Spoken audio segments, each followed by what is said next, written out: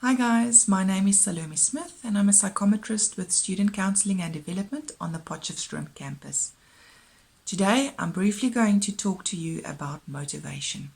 What is motivation? Motivation is the driving force behind our actions and decisions. Some people are self-motivated, meaning that they get their motivation from within themselves, and we refer to this as intrinsic motivation. Other people need some input from outside to motivate them, and this we refer to as extrinsic motivation.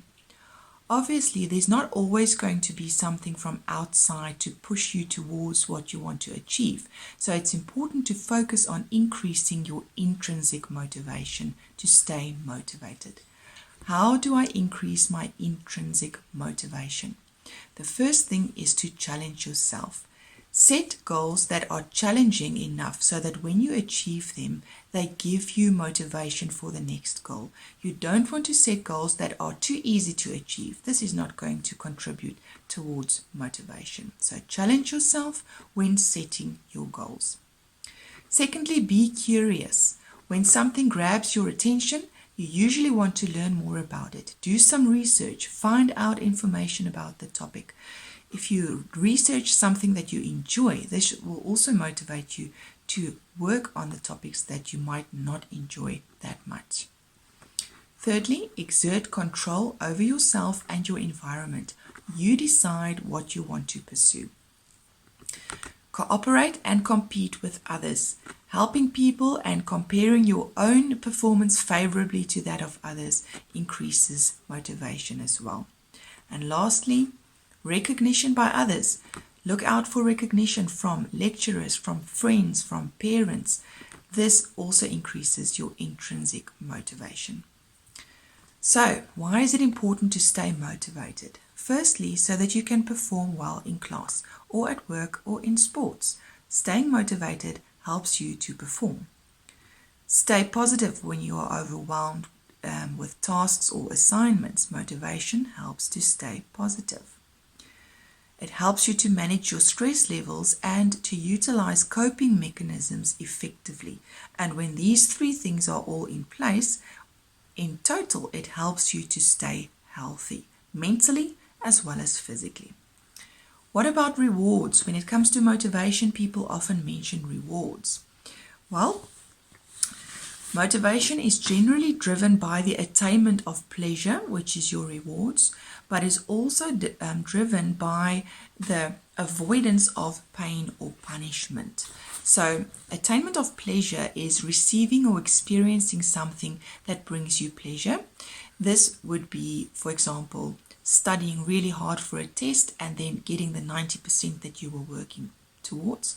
Or perhaps committing to studying a certain number of hours, and once you have stuck to that commitment, in other words, you have achieved your goal, you reward yourself with, for example, a long hot bath, something that you would typically enjoy. Okay. The second thing is the avoidance of pain or punishment. So here, there's usually a negative consequence to not meeting your goal. For example, if your goal was to spend a certain number of hours on an assignment and you did not do that, you might have to redo the assignment or fail the assignment in totality. So here you want to avoid the negative consequence if you don't achieve your goal. Okay, so this drives you, this motivates you to achieving that goal. We also talk about incentives as well as rewards. So an incentive is something that helps you work towards your goal. Rewards are more short-term and more immediate. The reward you receive as soon as your goal is achieved. So what now? Motivate yourself. Think of a few rewards you can give yourself for achieving your goal. Think of some incentives that you can use in working towards your goal. Write down your goals with possible incentives and rewards and make this a visual thing. Make a vision board or even something as simple as a to-do list that you can put up somewhere, which will be a constant reminder of what you want to do, where you are going with what you want to do. Okay, so you want to write down your goals. Speak to people in the same course as you who you think are generally well motivated and ask them how they keep motivated. Get an accountability partner. This is somebody who can also keep you to your commitments. This person can give you your rewards once you have achieved your goals, and they can also help dish out the punishment if you have not achieved your goals. Then research motivational topics and inspirational talks. Look at something like TED Talks, which have a lot of inspirational talks that you can use to your advantage and to keep motivated. Motivation relies on clear guidelines and goals. When you set your goals, you want to make sure that they are SMART, specific, measurable, attainable or achievable, realistic, and time-bound. Your goals need to meet all of these requirements so that you can keep track of whether you are still on track to achieving your goals. Okay?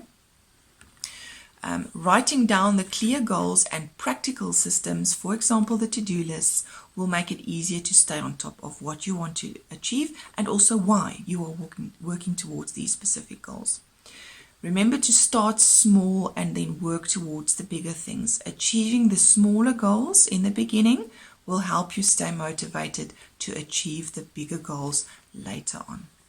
Good luck, guys. All the best in these difficult times. We are thinking of you. We are there to support you, and we look forward to seeing you on campus one of these days.